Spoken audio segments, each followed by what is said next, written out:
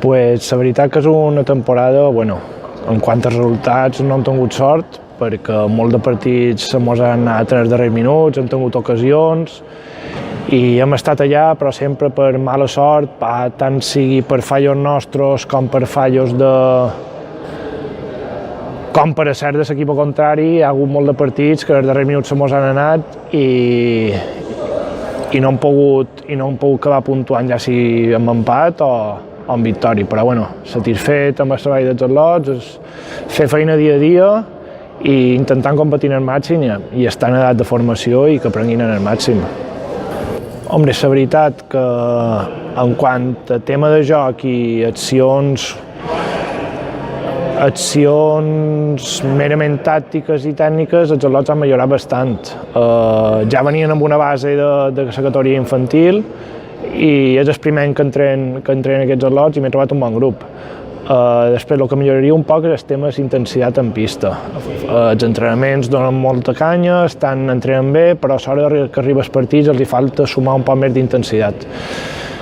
Ja t'he dit, estic bastant content amb el treball dels atlots, però sempre aquesta categoria cadeta és el primer any, estan en fase d'aprenentatge, com ja he dit, i els queda un poc encara aprendre a adaptar-se en aquesta categoria. No tenen cap objectiu marcat, simplement que els atlots disfrutin, aprenguin, competesquin, que al final és l'important, i també aprenguin valors. Això és fer esport, és adquirir un valor i sobretot competir.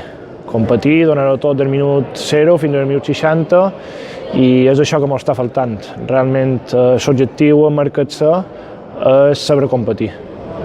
No, feina amb en Jesús, que du el KDTA, que de tant en quant m'han demanat jugadors per anar entrenant amb ells i hi ha hagut diversos jugadors que han competit, han anat convocats i sobretot que també han competit amb ells. Els dono una mà sempre i quan els falten jugadors, ja sigui per tema lesions, i van pujant jugadors. No, sempre he estat entrenant, el màxim que havia entrenat havia estat infantil de segon any, i enguany m'han presentat aquesta oferta i vaig acceptar. És el primer que entrei a categoria cadete. En el principi m'ha costat el canvi, perquè no és el mateix entrenar a l'E20 infantil de primer any que entrenar a aquestes edats. I adaptant-se en el canvi i sobretot aprenent de les situacions que se puguin donar.